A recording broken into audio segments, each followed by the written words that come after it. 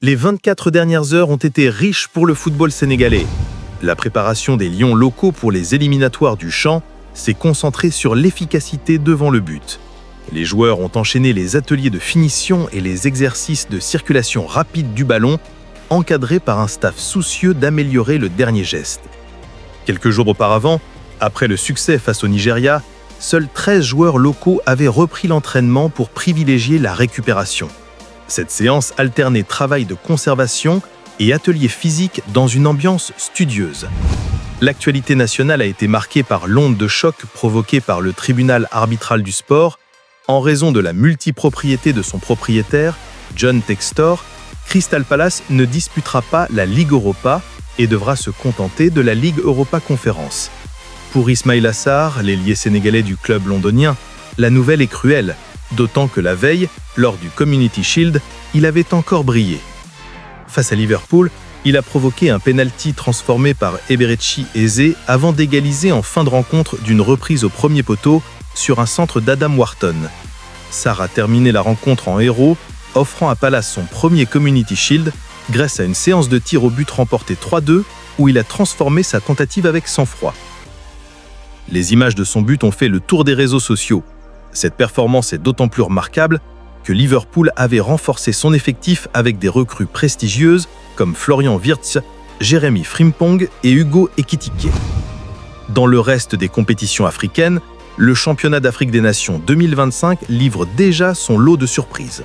À Nairobi, le Kenya a créé l'exploit en battant le double tenant du titre marocain, 1-0.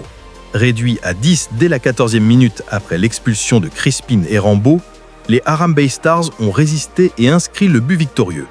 Cette victoire leur permet de prendre la tête du groupe avec 7 points et les rapproche des quarts de finale, tandis que les Marocains sont dos au mur et doivent impérativement battre l'Angola pour espérer se qualifier. Le mercato fait aussi vibrer les supporters sénégalais. En Liga, le jeune défenseur central Nobel Mendy, 20 ans, est en passe de quitter le Real Betis pour rejoindre les Glasgow Rangers en Écosse contre environ 4 millions d'euros. L'accord porterait sur 5 saisons et ferait de lui le seul joueur sénégalais dans le championnat écossais, rappelant l'époque où Papa Bibgoué évoluait à Aberdeen. Un autre Lion, Pathé Ciss, a manifesté son désir de quitter le Rayo Vallecano pour rejoindre le Celta Vigo. Le milieu de terrain international pense que son profil correspond mieux aux attentes du club galicien, mais le président du Rayo s'est montré inflexible. Toute équipe désireuse de le recruter devra s'acquitter de sa clause libératoire de 10 millions d'euros et le club menace de saisir la FIFA en cas de tractation clandestine.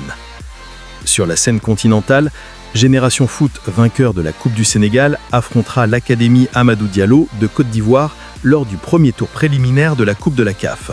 Le tirage au sort effectué en Tanzanie a placé les deux clubs face à face dans un derby sénégalo-ivoirien plein de saveurs. Le vainqueur affrontera ensuite l'USM Alger. Côté féminin, les Aigles de la Médina ont remporté leur deuxième match de la Ligue des championnes féminines de la CAF en battant Béréouleng Foot 2-1 grâce à Ndeye Awakase et Aïssatou Crisba. Cette victoire relance leurs ambitions dans une compétition où la moindre erreur est fatale. Malheureusement, l'actualité n'a pas été que sportive. Au stade Ibrahima Gueye dans Mbacké, des vents violents ont arraché la toiture et des plaques de tôle sont tombées sur les supporters, faisant 17 blessés, dont certains graves. Le maire s'est rendu sur place, a annoncé l'ouverture d'une enquête et a promis des réparations rapides. Sur la scène européenne, la presse britannique a révélé que Nicolas Jackson vit une période délicate à Chelsea. L'attaquant sénégalais, arrivé l'été dernier pour remplacer Romelu Lukaku, n'a pas apprécié d'être mis à l'écart lors d'un match de préparation et aurait demandé à partir. Les arrivées de Liam Delap et João Pedro compliquent sa situation. Newcastle et le Bayern seraient intéressés. Enfin, sur le plan domestique, la Ligue 1 sénégalaise affiche un classement serré. Jaraaf domine avec 54 points et une différence de but de plus 17, devant l'US Gorée 51 points. Tonbridge FC, Génération Foot et l'AS Douanes restent en embuscade, promettant une fin de saison haletante. Après cette immersion au cœur du football sénégalais, prenons le pouls des grands terrains européens et mondiaux. À Paris, la course au Ballon d'Or anime les débats. Achraf Hakimi a déclaré dans la presse italienne que son profil de défenseur décisif mérite le trophée. Il a rappelé qu'il avait marqué et donné des passes décisives en quart, en demi et en finale de Ligue des Champions, du jamais vu pour un latéral. Hakimi estime que les défenseurs sont souvent oubliés. Ses propos ont été repris, puis censurés par la communication du club. Il a aussi défendu son coéquipier Ousmane Dembélé, estimant que la saison du champion du monde 2018 devait être valorisée. Le président Nasser Al-Khelaifi soutient ouvertement Dembélé, qui fait partie des 9 Parisiens nommés pour le Ballon d'Or, aux côtés de Gianluigi Donnarumma, Khvicha Kvaratskhelia, Vitinha et Hugo Chevalier. Ces déclarations ont fait réagir le clan de Dembélé. Selon la presse française, l'ailier reste concentré sur les objectifs collectifs et se désintéresse de la polémique. La presse anglaise, notamment le Daily Mirror, s'est moquée de la défaite de Liverpool face à Crystal Palace, soulignant l'échec des investissements colossaux des Reds. En Espagne, Marca s'est enthousiasmé pour le large succès du FC Barcelone dans le trophée Joan Gamper, mettant en avant les jeunes Fermin Lopez et Lamine Yamalé.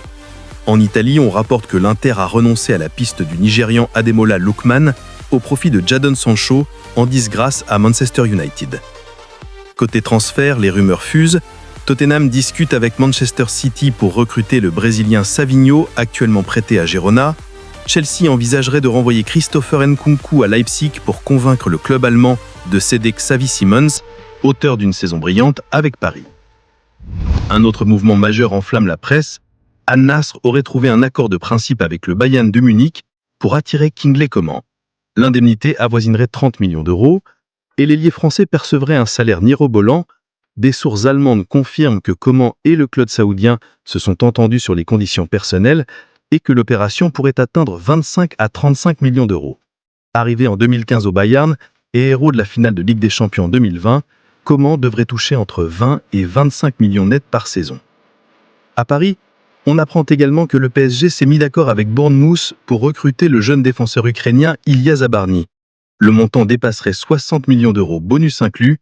Considéré comme un des défenseurs les plus prometteurs de sa génération, Zabarny est déjà à Paris pour passer sa visite médicale et pourrait disputer le trophée des champions contre Tottenham. En Espagne, l'attaquant Borja Iglesias quitte le Real Betis pour retourner au Celta Vigo. Non désiré par Manuel Pellegrini, il revient dans son club formateur pour 1,5 million d'euros plus 1 million de bonus. Avec le Betis, il avait inscrit 52 buts et délivré 12 passes décisives. La presse internationale s'intéresse aussi à diverses performances et controverses. En Argentine, on se passionne pour l'aventure de Defensa et Justicia qui affrontent Deportivo Ristria en Liga Professional. Au Brésil, le duel entre Juventus et Corinthians, capital pour la lutte et maintien, retient l'attention. En Allemagne, des rumeurs circulent autour de Jürgen Klopp pour succéder à Julian Nagelsmann à la tête de la Mannschaft, même si la fédération dénie tout contact. En Italie, on spécule sur l'avenir de Khvicha Kvaratskhelia, courtisé par Liverpool et Chelsea. Côté programme, plusieurs matchs attirent l'œil. En Portugal, la Première Ligue reprend avec Estoril Estrela de l'Amadora à 14h45, 13h45 GMT, et FC Porto Vitória de Guimarães à 16h45, 15h45 GMT.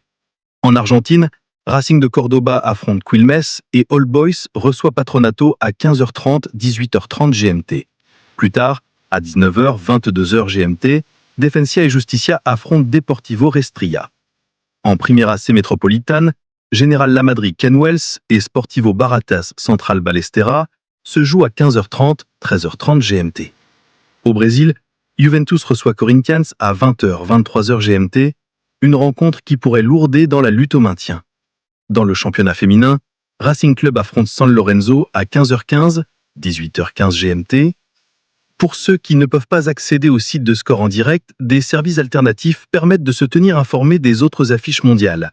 Des matchs amicaux se déroulent en Europe comme Nice-Villarreal ou Tottenham-Feyenoord. Aux Pays-Bas, les tours préliminaires de l'Europa Conference League mettent en scène l'AZ Alkmaar en Bosnie et le FC Twente face à un club bulgare.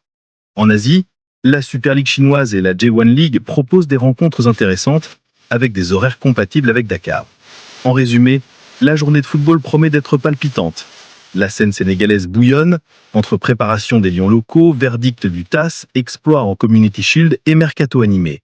Les grands championnats européens et sud-américains montrent que la planète football tourne à pleine vitesse. Hakimi et Dembélé se disputent la lumière à Paris, les transferts de Coman, Savinho et Zabarny agitent le marché, et chaque championnat poursuit son histoire. Quant au programme des matchs du jour, il promet d'émotions fortes, avec les débuts de la Première Ligue portugaise, des duels argentins enflammés et un choc décisif au Brésil. Bonne journée de football à toutes et à tous et rendez-vous demain pour une nouvelle immersion dans la planète Ballon Rond.